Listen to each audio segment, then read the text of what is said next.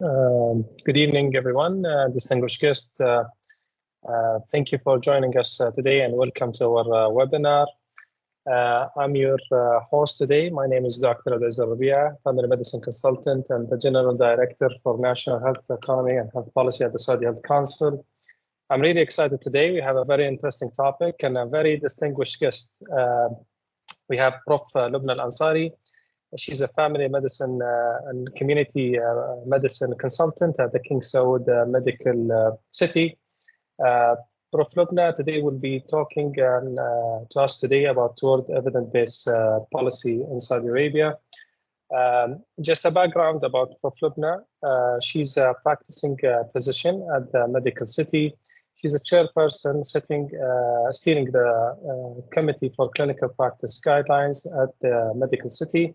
Also, Prof. Lubna is a well-distinguished family physician and evidence-based health and knowledge translation across the Saudi Arabia and the MENA region.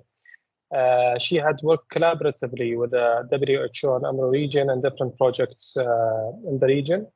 And she's also a Cochrane author and contacted editor, a founding member of the International Society for Evidence-Based Healthcare, and also a board member on the Trust of Guideline International Network. More to that, Prof. Lubna is also appointed in one of the prestigious councils, which is the Consultative Council, Majlis al-Shura, from 2013 and 2017. And then she shifted to the Ministry of Economic and Planning as a Secretary General of National Population Committee. Then she joined also the WHO Switzerland office, where she was the first Arab woman holding a position of Assistant Director for General of Health Metrics and Measurement. So please join me to welcome Prof. Lubna. I just want to point for you, the audience, that we have a Q&A icon. You can drop your questions and we will be taking it shortly after the presentation. So Prof. Lubna, floor is yours, please. Go ahead. Thank you very much, Dr. Abdulaziz, for this nice introduction. And I would like to thank all those who have made this webinar possible. And I'd like to thank everybody in the audience. And I hope that I'll deliver something that is useful to you. Evidence-based medicine is something in our heritage and in our Quran. And what I'm going to talk about today is what is about the concept, because I believe that not all the audience are on the same page, and I want to make sure that at this stage we are talking about the same kind of evidence-based healthcare and why it has started, how it started, and so on. And what is evidence-informed rather than evidence-based policy making? Does it work? And did it work in managing the pandemic? And what are the global and regional initiatives that are there in order to enhance the use of evidence in policy making? That will take me about 15 to 20 minutes. And then I'm going to talk about the current situation in Saudi Arabia with particular emphasis on what we have learned at King Saud University and Medical City, and what are the lessons that could be shared with low and middle income countries and the countries in the East Mediterranean region. And how can we do better as a result of working together and collaborating in the right way.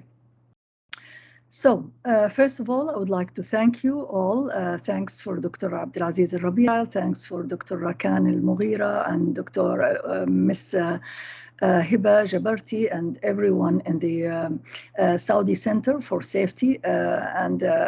I think that series of webinars and organized by the Collaborating Center are having a great role in terms of disseminating knowledge that is evidence-based and enhancing its use. And I would like to thank also my colleagues, my friends at the King Saud University, Medical City, who have helped me one way or the other to become who I am. I'd like to thank also my family, and special thanks for the great audience. for making the time during the time where we are supposed to rest. Two influential people in my life were my parents. My father was an archaeologist, and my mother was a history teacher. So you can possibly understand how, at a very early stage in my life, I managed to understand the difference between history and archaeology. And maybe this what stimulated me indirectly into becoming passionate about evidence-based healthcare. History, in a way, is a narrative. So it depends on who's describing the incident, who's describing the events, and it could be said differently by different people, whereas archaeology refers to a piece of equipment, a piece of artifact or ruins or something that is solid and definite, that civilization existed, that an incident happened, and so on. And it has some analogy with the levels of evidence that some of you know. So expert opinion and is something like history, whereas when we come to higher in the level of evidence pyramid, probably we are moving more into archaeology. So that was just something that I wanted to highlight on.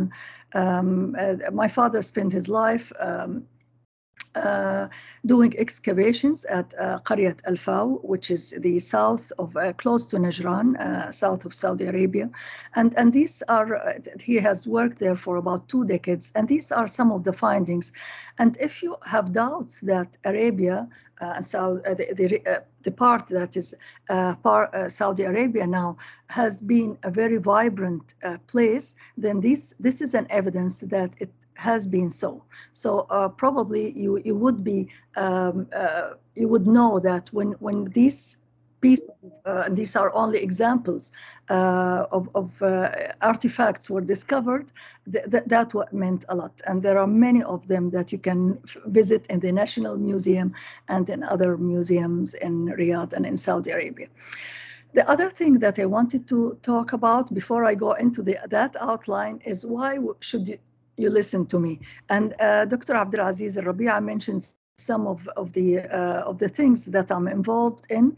I also sit in the scientific committee of the EBM Center of the Saudi Health Council, and I collaborate with the WHO EMRO and their initiative and their journey into moving evidence into policy making. Moreover, I'm from this region, so I know a lot about it, and and this is one event that I've participated in lately. The other thing is that I came from Saudi Arabia, so I'm here, and although you would see Saudi Arabia now, the road was not easy when I started about 3 decades ago working on evidence-based healthcare. The road was bumpy, sometimes vague, but at the end there were results that I'm going to share with you in this latter half of my presentation. So what is evidence-based healthcare? Simply put, evidence-based medicine or healthcare is a style of practice in which decision-making our decision makers refer to valid and relevant information. By valid, we mean accurate, correct, and by relevant, we mean that it is relevant to the context, relevant to the patient, relevant to the clinical setting, and so on. So this is the simple definition of evidence-based medicine. I'm sure that many of you are familiar with the steps of practicing evidence-based healthcare, which is asking a well-defined question, formulated question, and then going to search for an answer, appraise that piece of evidence or piece of information for its quality. And if you think that it is of high quality or the best that can be there, then you apply it and you assess whether as a result of that application there were improvement in terms of patient-oriented outcome. And the application stage is represented here. So this is the research evidence that you have made the effort to get it as an answer to your question. But in order to apply it, you need to integrate this with your clinical expertise, and with your patient's values, preferences, expectations, and so on. And this is the integration of these components is what is called EBM, evidence-based medicine.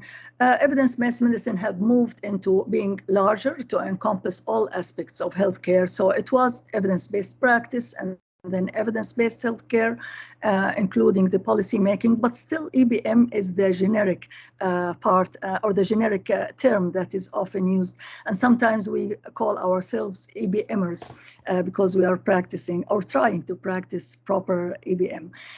Although David Sackett is considered the father of EBM, and in fact, there is a prize awarded to Sir Ian Chalmers, another guru of EBM. But the first time evidence-based medicine appeared in PubMed, you would be surprised, it was only in 1992. So it's about 3 decades since the term was first coined in an article that was led by Gordon Guyat. There has been many other authors. David Sackett was one of them, and many other, I guess, if you are, you would recognize many of the names because they were the pioneers that have led the development of evidence-based medicine and healthcare one way or the other.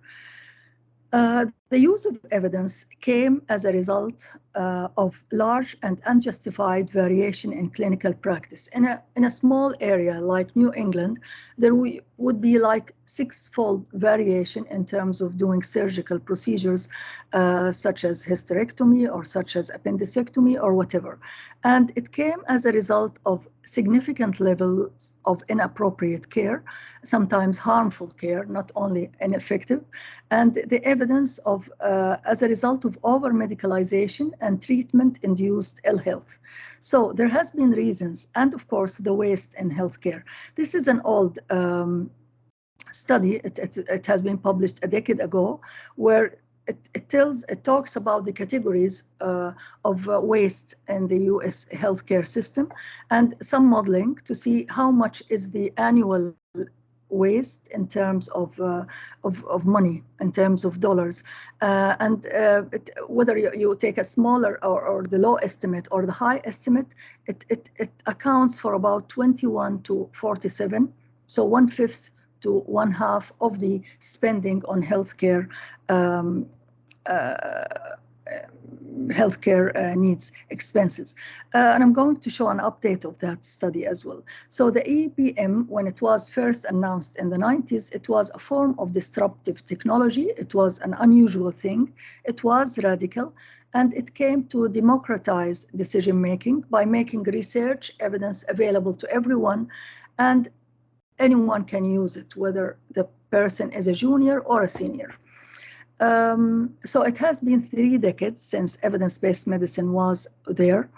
And the first decade was about establishing the concept and explaining it further, the 5 steps, the pyramid of levels of evidence, the 3 circles. But at the same time, there has been the development of the Cochrane library or the Cochrane collaboration, which led to various databases. One of them was the database of reviews of effectiveness, which are the systematic reviews, and that started as different groups in the late 90s, but then they joined in the late 80s, sorry, and they joined forces. So, and Ian Chalmers announced that it is time to have them all working together with rigorous methodology, and the Cochrane collaboration was announced. So that was the first decade.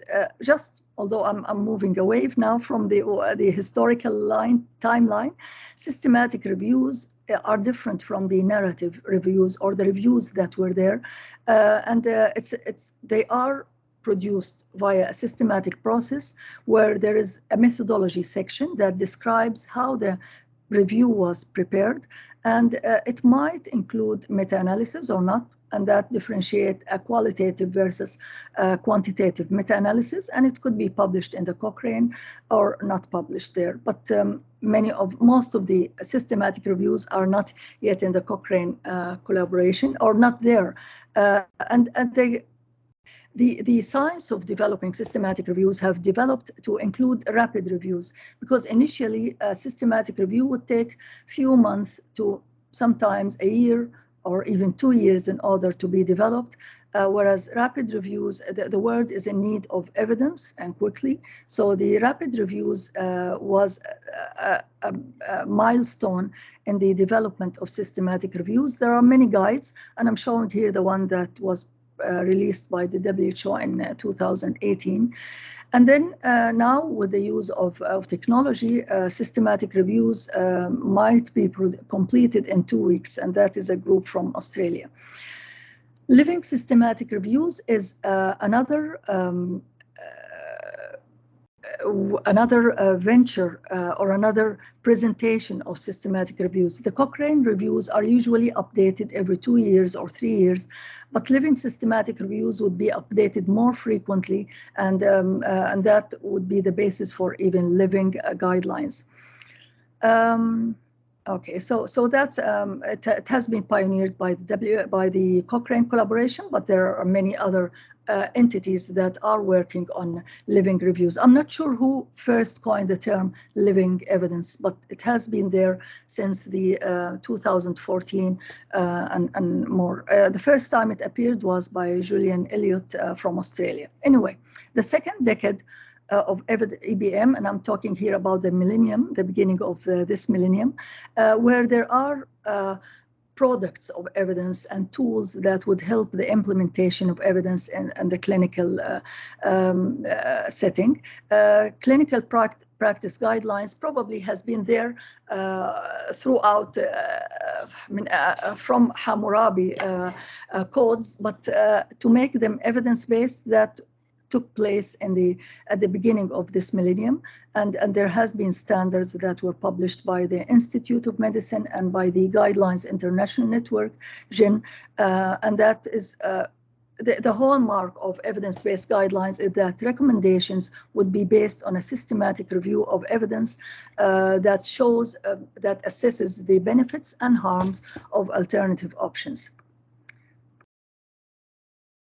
The third decade was featured by more into implementation. How can we move from the science and from the ivory towers into reality?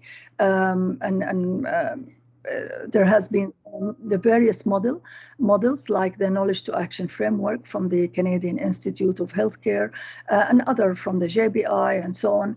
And it's mainly these models constitute of a core about the evidence synthesis and summary, and then distillation of the evidence, and then the action cycle, where the evidence would be feeding each step of this action cycle.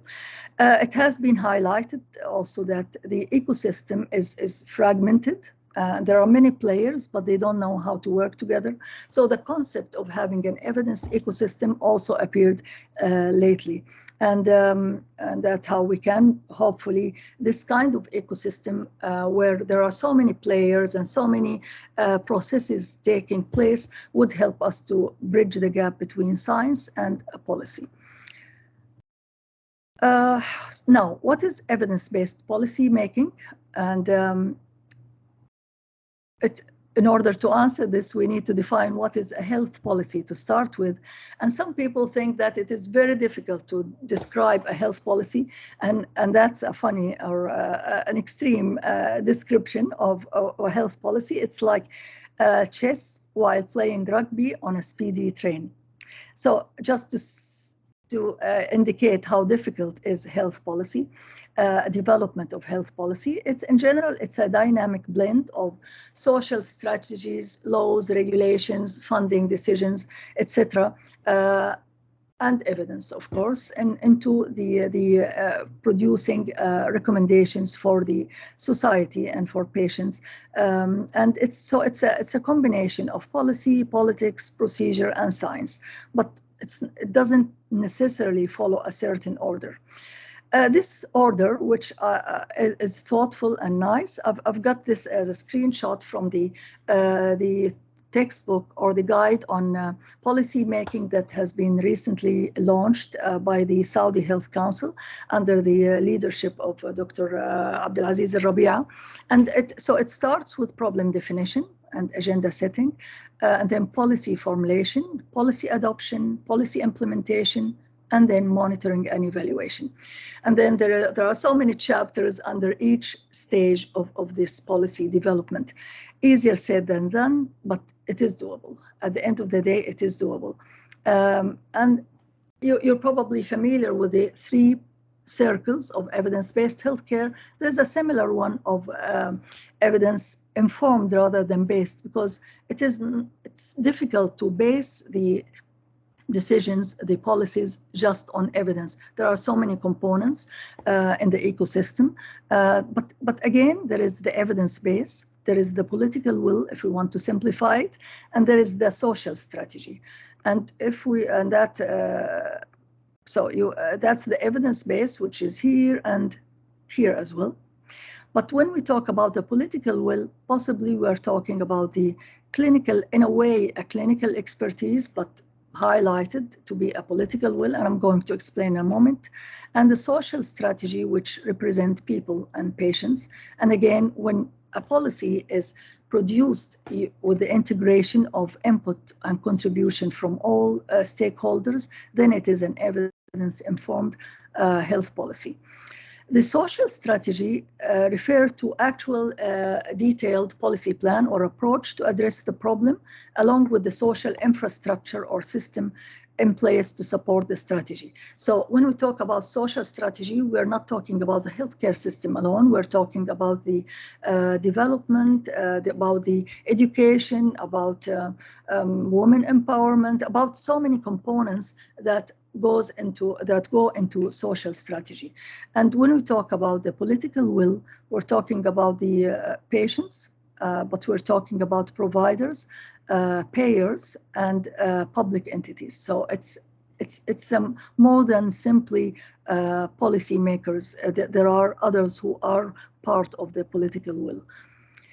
And then, so if we want to define evidence-informed policymaking in more depth, it's using the best available data and research evidence in a systematic way and transparent way, the best that is available at that time, in going through the steps of policymaking, prioritizing the problem, deciding which option to take, the implementation and evaluation. Alongside the political forces that influence the decision-making process, there are constraints that have to be addressed as well in order to validate and produce this policy or put it in its final shape. This is a model that I find it very interesting, which is the 3D, the 3-dimensional, but it is the dimensions here are the data, which is evidence, research, and actual data, the policy dialogue, and the decision making. And that's another way of thinking of how can we do the policy making. And again, we need evidence to support all these stages and in order to reach an actionable governance. As you can see, evidence-based medicine is different from evidence-informed policy making. And the difference is that research is only one component of the knowledge sources. Policymakers have other goals than just effectiveness and efficiency. It is sometimes driven by ideology, political motives, and etc. And medical care is no longer the only policy goal. Policymakers have other goals that they need to fulfill.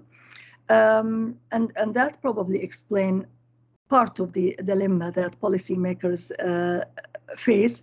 And it has been described by Dr. Walid Ammar, who was, I think, the deputy of the health minister in 2019, and he was a graduate or a staff faculty of the AUB, the American University of Beirut, and who knows what is evidence, what is science and research, but he said, this is one thing, and I have other things to deal with. So it's no longer as easier as it is for academia to make recommendations out of the guidelines.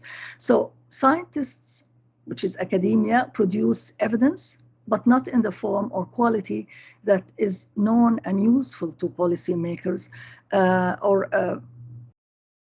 So in order to make it useful, it has to be relevant, timely, robust, applicable to the issue of concern, accessible. These are some features that should be there into the evidence, in describing the evidence to policymakers. And sometimes we in academia, we don't notice all this. And of course, we need to, the traditional metric of return on investment is very important as well in order to make it possible or easier to implement this evidence. So it might seem as very challenging, and that it's not easy. It's okay to implement evidence at the level of patient care, but to do it as a policy it's a different process, and it's not only 3-dimensional. I would call it 7 dimensions. But if we are not going to do it, then what will be the alternative? And if it is not done now, when will it ever be done? Does it work? And possibly we have evidence that evidence-based policy making work and evidence-based practice improved patient outcomes and return on investment. That was the finding of a recent scoping review, and it just showed that it led to shorter length of stay, less mortality, and so on. So many patient-oriented outcomes that have been shown to be improving as a result of applying evidence. Moreover, it reduces the waste in the health, at least in the US healthcare system. And in that article, the total annual waste was estimated to be something ranging between $760 billion to 935. As a result of implementing evidence, it is estimated that it will approximately lead to a saving of a quarter of this waste, which is something like 190 to around 300 billion US dollars. And this is just an estimate. Possibly when we go into the reality, things will be more or less the same. And that is in the US. I assume that we need to go through this exercise, at least in our region, to find out how much can we save if evidence-based strategies were used. So we have the evidence. We are convinced with the concept. We have an evidence that it really produce better effective care and more economic, that is more economic. But somehow evidence-based medicine is like the elephant in the room. We know it, but we have a glass ceiling or a glass barrier and not always referring to it, which we need to think why we are doing so. And the pandemic was the litmus test that has produced this. I mean, this article, I haven't put the name of the article, I'm sorry for that. You can get it through the QR, but the title is Adapt or Die. And that was written by one of the pioneers of evidence-based medicine, which is Tricia Greenhalgh and others. And it has, what she's saying here, that we know of how evidence-based medicine should be practiced, but possibly we need, in the time of emergency, to have a shift from EBM to EBM plus more urgent things, which might seem practical, but it has been a blow to evidence-based medicine. And in fact, that has been criticized by the Monroe report, and that it is an evidence failure. The pandemic has shown that we are not sticking to evidence. We might have been surprised, although we shouldn't have been surprised by the pandemic, because there were evidence that it is coming, and that we are not prepared, at least. I think this is the key thing. We were not prepared. But assuming that it was a surprise and we had to follow EBM plus, have we prepared for the next pandemic? And possibly we haven't. And we need to be clear and aware of this. 3 reports came, one by the independent panel, which is an international panel that reviewed all what happened during the pandemic and came up with a roadmap Again, it highlights on the need. There are so many recommendations, but one of them is about sticking to evidence and be prepared with international health regulations and so on.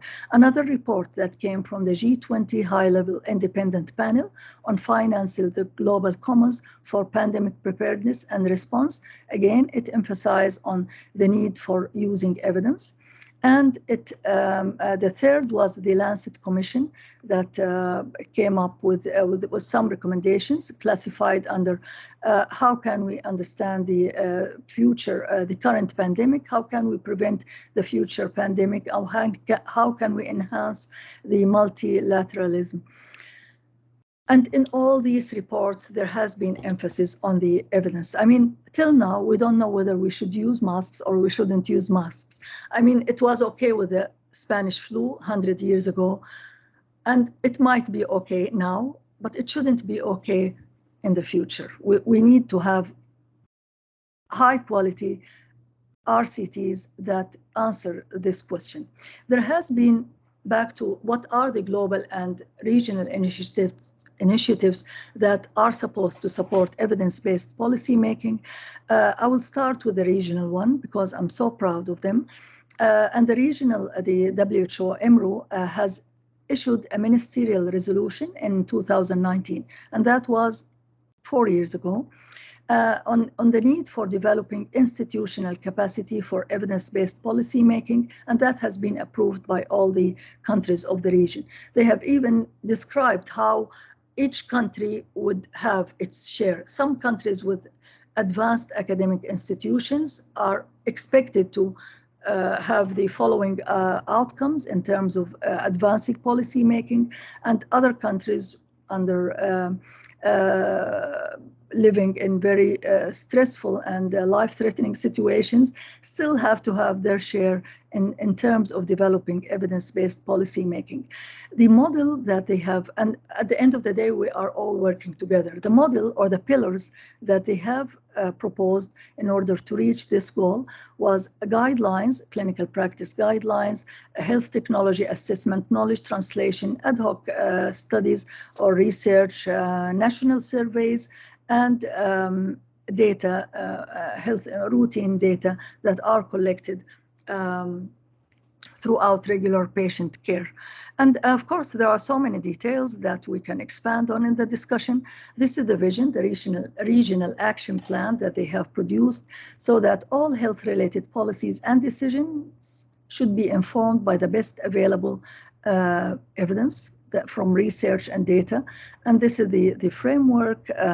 They have even put some strategies, 3 strategies to be fulfilled by the regional office, and 3 strategies to be fulfilled by the countries. And then they have produced some products that would help countries. So there is the network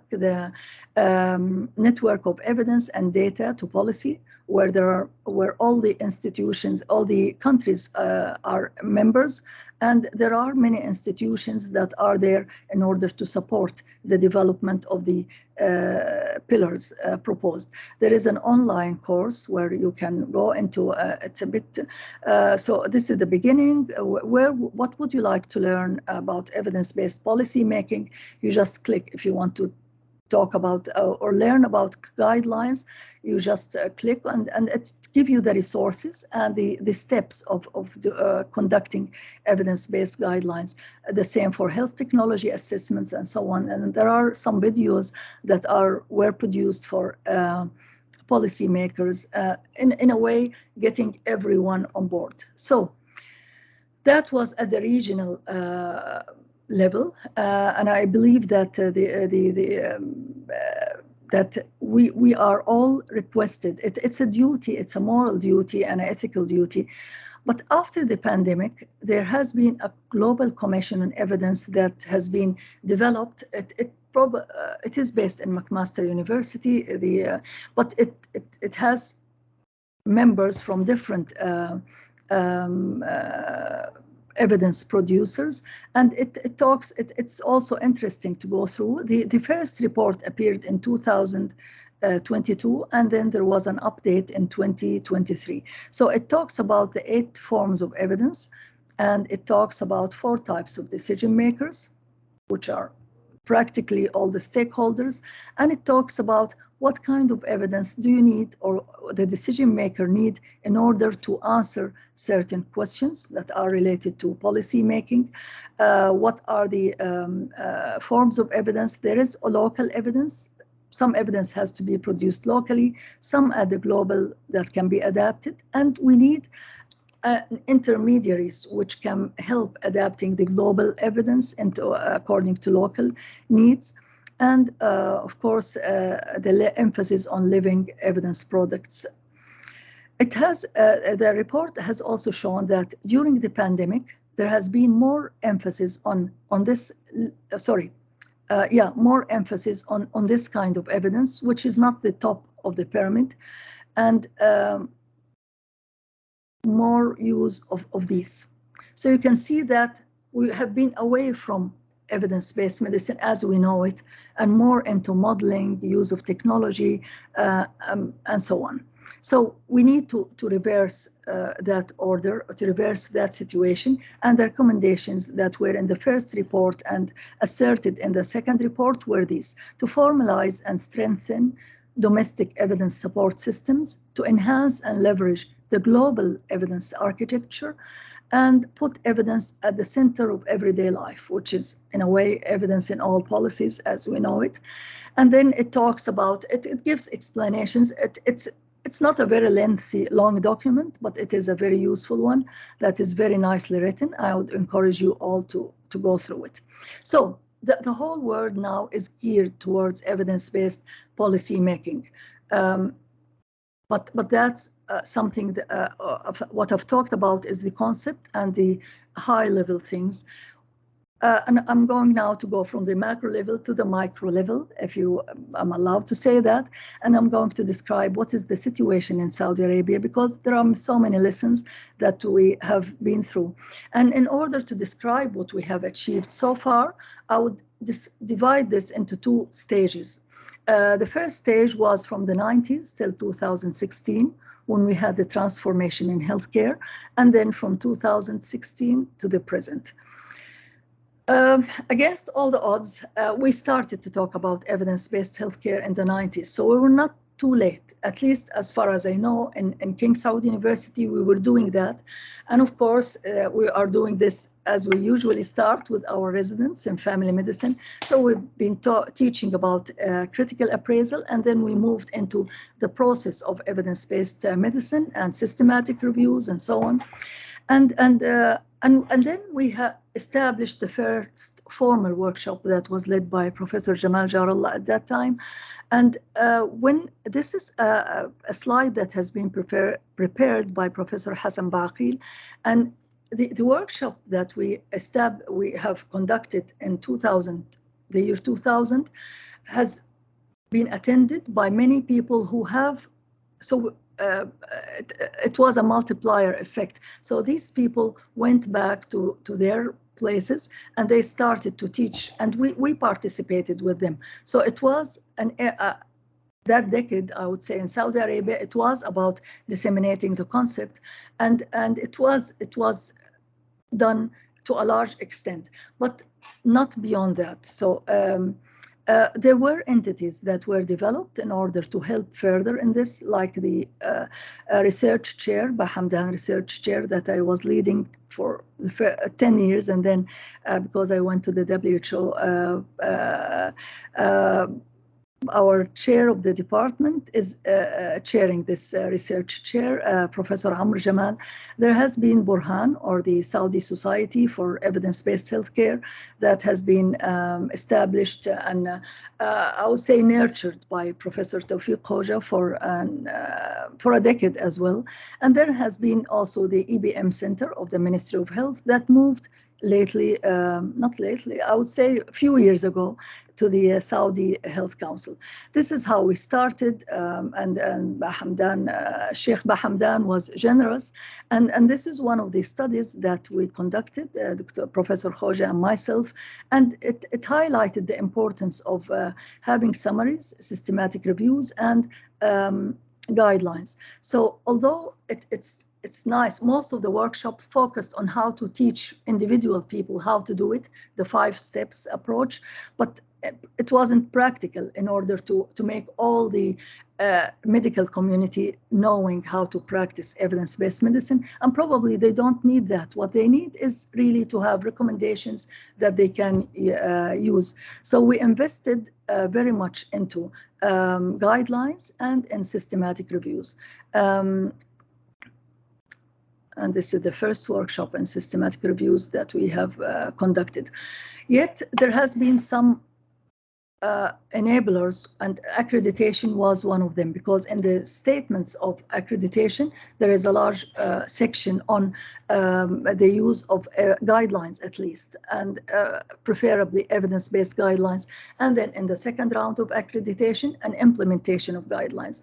So that happened, and of course, we just responded very quickly, and we started to disseminate the concept of guidelines, development of guidelines for all stakeholders, and we used the ADAPT framework, and then we adapted to suit our needs.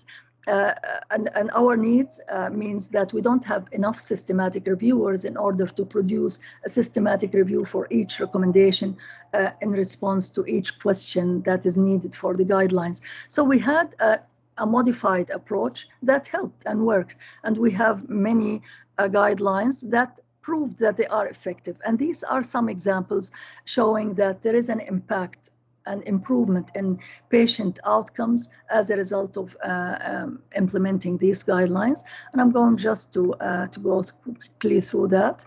And then some of the guidelines became national. We were invited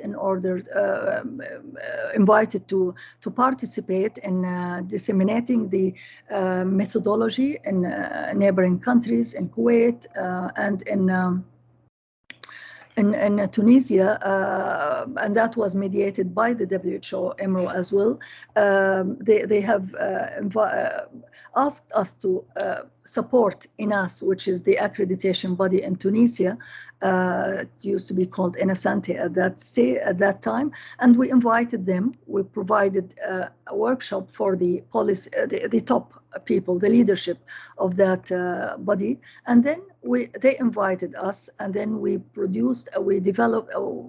provided a workshop for them in Tunisia, and these are some pictures of those. Okay, it's getting slow. I'm sorry for that. So anyway, and we managed to be known regionally. It was a teamwork, and we managed to be known internationally as well. So the Bahamdan Research Chair became a member of the Guidelines International Network. I sit in the board. I was elected for that, and then I was chairing the adaptation working group. Now it is chaired by Dr. Yasser Amer, and we established a regional community as well. At the same time, in line with this, there has been, the Ministry of Health decided that they want a very high quality guidelines, and then they contracted with McMaster University in order to produce guidelines. I wouldn't talk about this. I will talk only about one thing, and that is this kind of communication or contract helped developing the great development in a way, or financing its development, I would say, and as it appears in the paper that is written by them.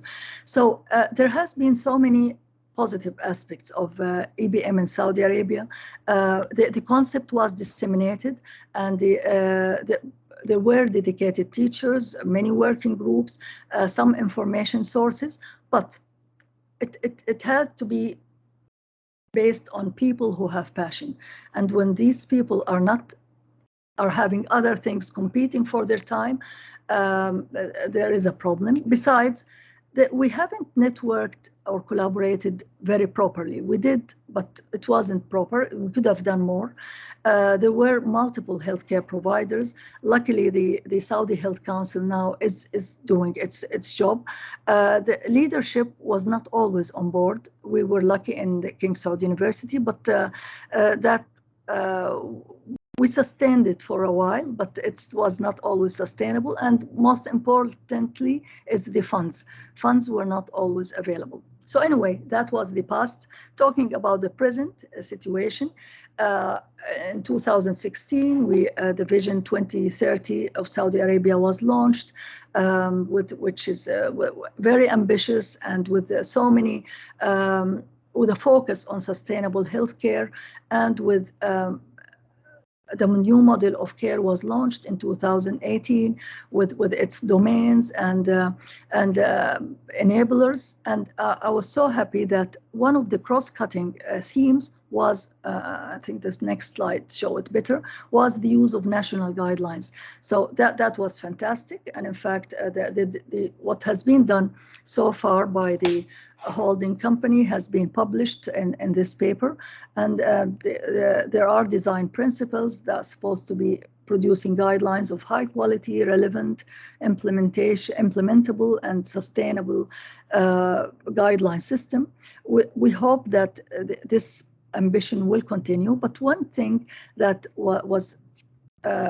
is worth highlighting is about collaboration, and we collaborated.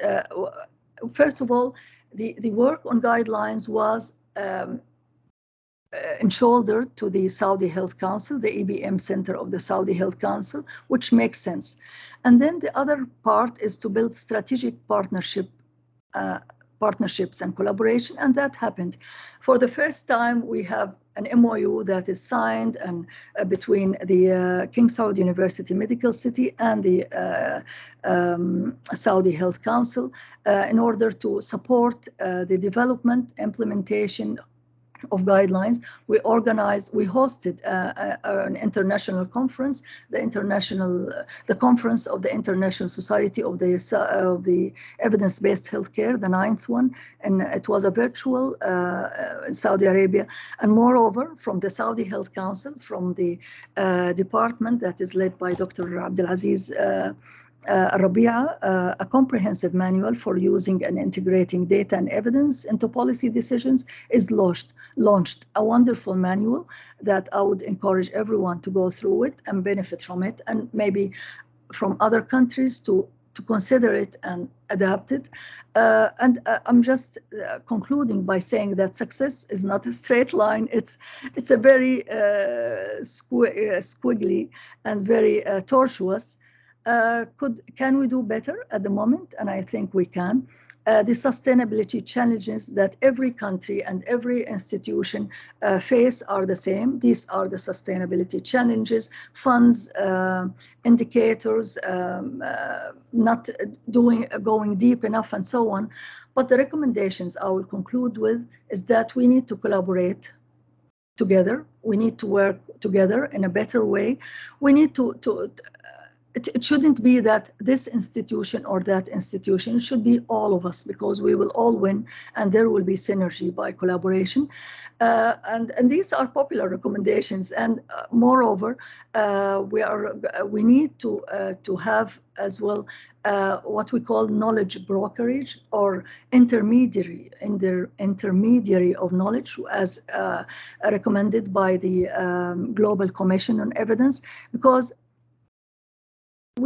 there are so many sources of knowledge, but when policymakers want evidence, then there is a problem with getting that evidence. So we can help them, whether at the university or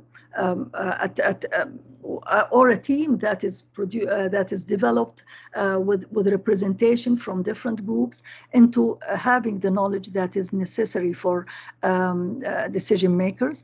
And then invest in capacity building. We are working at the moment on developing capacity for living guidelines, and invest in implementation and showing that there are successes. The three recommendations of the Global Commission are very valid, and we need to keep this at the heart of what we think. We need legitimacy. We have the ministerial resolution, but we need a law or a system on evidence-based healthcare in each country, maybe, in order to report to the ministerial resolution. We need leadership of who will be responsible for all this. I know that at the moment in Saudi Arabia, things are divided so that health technology assessment will be carried out by the Saudi FDA, guidelines are carried by the Saudi Health Council, and so on. And I'm sure that there is a body or an entity that have an overview into all this. But we need to know what is this entity and how we can all collaborate and put into this in order to have the results and the success. The final conclusion, I'm sure that many of you who have studied at King Saud University are familiar with this monument. This monument has been there for 40 years when the King Saud University moved into its campus, and it's supposed to be an inspiration. So anyone going to King Saud University will be going around this one.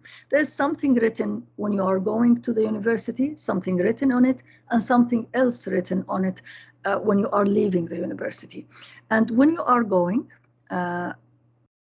these are the verses of Quran that are there about reading, about finding, about learning, and getting the best that you can. And then when you are leaving, we know that all the science that is there is not all the knowledge that could be there, but even the small amount of this knowledge or the little knowledge that we have, we should make the best out of it in order to be doing our role properly to our people, our society. And that's it. Thank you very much.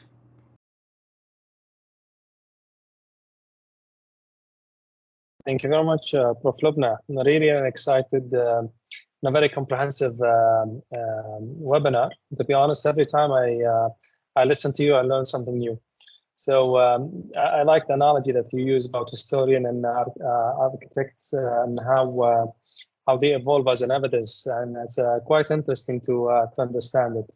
The other thing is that how you describe that the journey over the 30 years was not easy. It's a bumpy ride, and that we need also to be patient and adapt with the new technologies that come and evolve around medicine and how to expedite evidence.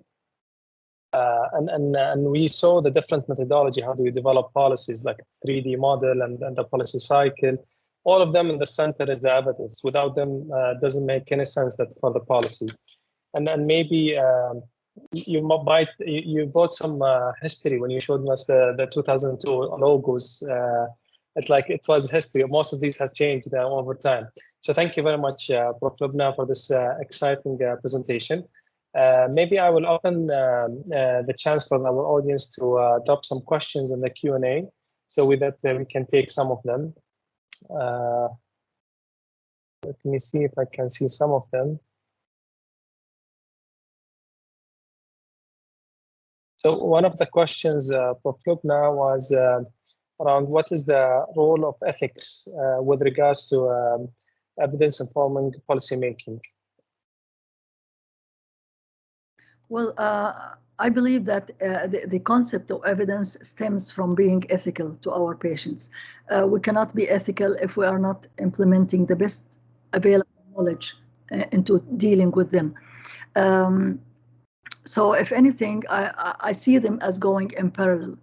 But if there are situations where the patient needs something or prefers not to use the evidence, prefer other methods of management, then we need to balance things, provide options, compare these options, and then let the patient has his or her opinion about what is best after being informed about the best available evidence and the consequences of each option. At the end of the day, in Arabic we say الإنسان طبيب نفسه. The patient is the one who knows best what they are going to follow or what they are not going to follow. Our duty is to make them informed, bring to them the best knowledge that is available, the best evidence, and then it's a shared decision making. The three circles. So the patient's expectations, preferences is an important component of the decision making.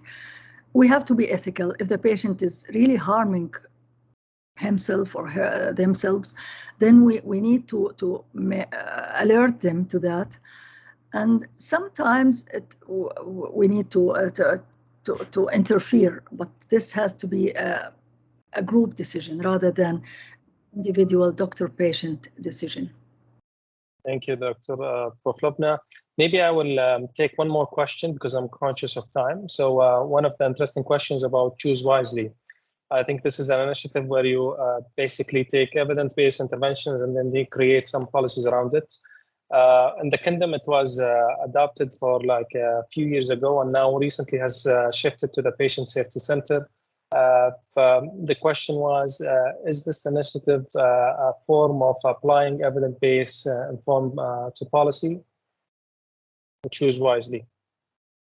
Well, I must say I'm aware that Choosing Wisely has started in Saudi Arabia, but I need to do my homework and know more about it. But it's a movement worldwide, and it is and the aim of it is really to bring evidence at the point of care in a way that the evidence is packaged and explained and made available to patients. I know that Dr. Aisha Saghir, I think, is working in it or on it, and I look forward to another webinar where I can hear more about Choosing Wisely.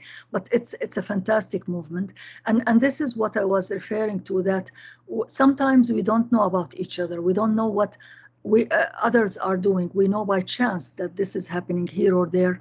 We need to have a way by which we share our achievements and our initiatives, and how can we build things together and get away from the silos, because it is duplication, it's a waste of resources, and it's unfair for our society, which is the most important. Thank you, Prof. Lubna. I'm really honored for this session and this webinar. On behalf of the Saudi Patient Safety Center, I would like to thank you and thank our audience. MashaAllah, we have over 300 participants. So thank you very much. And part of the commitment and the efforts that the Saudi Patient Safety Center is trying to provide you with an up-to-date topics and also pioneers in presenting these webinars as speakers like Prof. Lubna.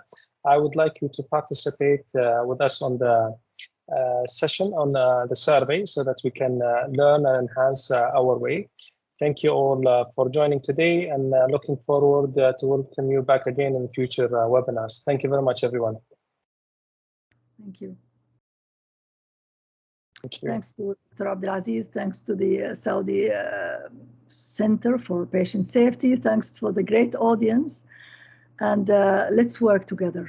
Let's we can do wonders if we have the will. We need to find a way, and I'm sure that our region will be at the forefront, inshallah. Inshallah. Thank you so much, and have a great evening, everyone. Bye-bye. Thank you. Bye-bye.